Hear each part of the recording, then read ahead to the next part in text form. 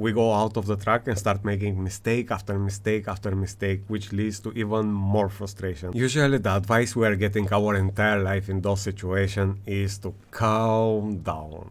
But from scientific point of view, this is the worst advice we can get, and here is why. I have made few videos about improving driving skills and talk about some very important driving techniques like manipulating weight transfer to create more or less grip for better rotation of the car in mid-corner. I cover the importance of the different visual, braking and accelerating points, also the critical importance of the turning points we have to create individually to give the maximum feedback possible to our brain for the perfect execution. Even if hundreds of people reported great improvement in their racecraft in this video, I will try to give you a scientific concept how to improve your learning skills, but also how to accelerate your learning curve. But first, little warning, if you click on that video expecting magic trick which will give you easy and effortless results, just forget about it.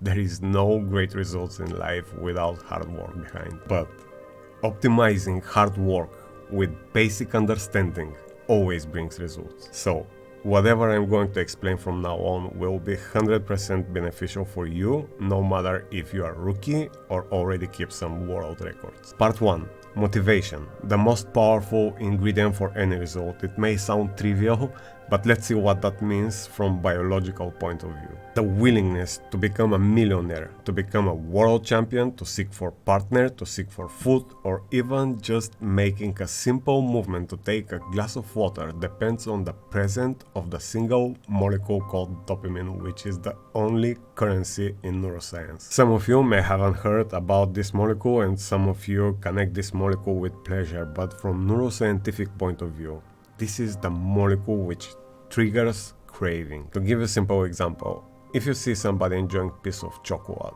or the pleasure of enjoying tasty drink, or even if I show you my beautiful wheel collection or the pleasure of using my cockpit, probably you already experienced the feeling of I have to go to the fridge and take my tasty drink, or I have to jump in my rig and drive my favorite car. You just experienced that spike of dopamine which create that craving and motivation to reach that pleasure. But some of you already eat too much sweet today, or you maybe just finish a long stint race and you don't feel the need of any of those things I just talked about. You are already saturated in dopamine, and naturally after big spikes there is a big dip under baseline, and that's the reason you don't feel any motivation for any physical effort to type into those pleasures. It is vitally important to understand how dependent our mood and motivation is on this molecule, and those two states are like an ocean wave, and both states have their benefit. If you already think what does that have to do with driving skills, I promise you at the end everything will make sense, and will make sense not just for driving but for any physical so-called motor skill learning. But for now, please, you really have to realize this one really important thing. When you sit down practicing with all that incredible motivation, and after a few hours you feel crushed and things doesn't go as you expected and you want to throw everything out of the window, the problem is not you, and it's not the equipment, even if equipment helps, and it's not the outside world. It is your biological system that nature creates for a good reason. Just remember, there is no wasted experience, and we used to learn from the experiences we hate the most, and here is why. The neuroscience found after lots of study and experiments that the best way to open neuroplasticity window in our brain is through repetition and mistakes. To put in context what neuroplasticity is, I will try to simplify the entire mechanism if that's even possible. Basically, to execute any movement, the neurons in our brain will fire predetermined connections from previous experiences and will send specific instructions to our nerves in our spinal cord. And the nerves in our spinal cord will contract the muscles precisely on those instructions. I have talked so many times for the importance of the muscle memory, but remember, the contraction of the muscle is not memorized in our muscle fiber, but those are predetermined neuron connections in our brain. Because we are talking cars and driving skills, the car is nothing else but extension of our body with specific behavior. Our brain needs to understand the rules, and create new neuron connections for those precise instructions and send those to the nerve system in our spinal cord and fire the muscle contraction. Those new neuron connections are called neuroplasticity or new muscle memory or new motor skills. But the question is how we can accelerate this process. This mushy component we have in our head called brain, from scientific point of view, is nothing else but neurons and soup of chemicals, and the new connections between those neurons strongly depend of the state of that chemical soup. I talked about the dopamine previously, which create that craving for more and motivation for action, but there are also other chemicals as acetylcholine or epinephrine, which we know as adrenaline, and when they are present in specific state, they bring more focus and they actually open that window for neuroplasticity. But how really we can type into those chemicals? If we take the car on the track and start hitting consistent wap times, wap after wap, this is nothing else but expression of our nervous system and the hardware between our neurons. If our wap times are good enough for that particular season or race and we are on the top of the standing board, there will be nothing else but positive signal to our brain and there will be no reason for any changes. But in the very next season someone hit 1 second faster time, we will feel very uncomfortable and even frustrated, which is nothing else but rush of different chemicals in our nervous system. And usually what happens next is we go out of the track and start making mistake after mistake after mistake, which leads to even more frustration. But remember, frustration is nothing else but a rush of different chemicals. Usually the advice we are getting our entire life in those situations is to calm down.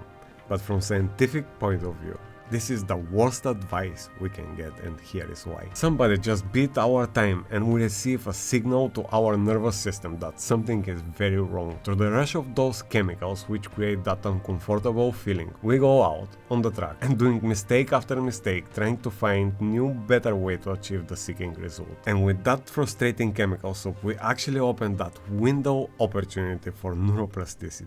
Science found our nervous system needs to go through many mistakes, and when eventually do something right, like new braking point, new turning point, or new racing line, which brings that negative delta split time, that reward chemical will be released and the neurons will hardware that new connection. That is something we really have to understand. Frustration is our best friend in any learning process.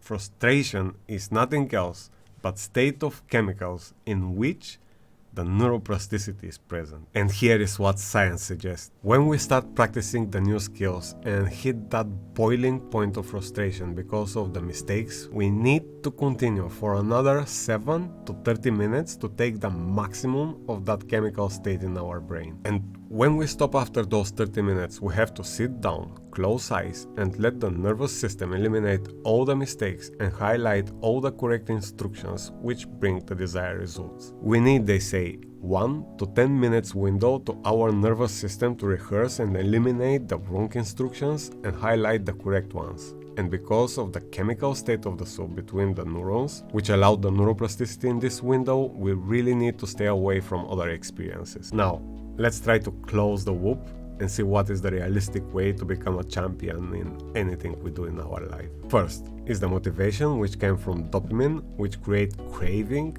and push for action. Second, we do as many repetitions as we can, making our mistakes, which create that chemical soup, which allowed the neuroplasticity. Third, the knowledge we have about the mechanism of the learning process allows to push ourselves a bit further through the frustrating process. Fourth, give the time and the proper window for the nervous system to eliminate all the errors and highlight the proper neuroconnections. So, having that brief scientific knowledge, we can use it for our benefit, and every time we feel that huge frustration, we just have to remember, this is how it works and this is the right and only way. And every time you feel you want to throw everything out of the window is the point where you unlock your potential. I don't want to turn this into motivational speech from random guy on YouTube, but just to give you a little spark and little basic understanding of our nature through science, which helps me to achieve not just my goals on track, but in every aspect in my life. There is no shortcut in any great achievement, and those waves of those different chemicals in our brain, which gives all those different emotions from pleasure and happiness to frustration and sadness, are there for a reason and have their own benefits, and they make our life journey so exciting. See you in the next one.